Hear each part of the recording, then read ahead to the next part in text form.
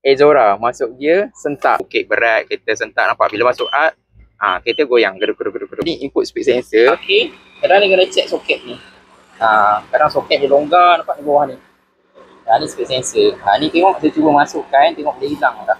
Okey, soket tu saya dah pasang, kita clear balik kod dia. Sekarang saya dah reset balik, soket dah masuk balik, siapa yang kena. Okey, kita masuk reverse.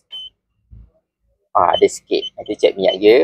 Reverse mesti ada sikit. Okay. Ezora ni ada 3. Yang pertama soket dia longgar. Okey, tu kita cable tie balik. Okey.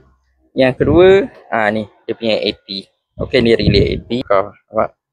Okey. Okey, yang ketiga, kita check minyak. Minyak dia dekat bawah sana. Patut minyak kat sini. Ni kita tambah minyak, kita test. Ni minyak ni boleh jadi punca sebab akan cakap naik bukit berat. Kalau yang sentak tu, masuk gear sentak tu, dia berkenaan dengan soket tu dengan relay.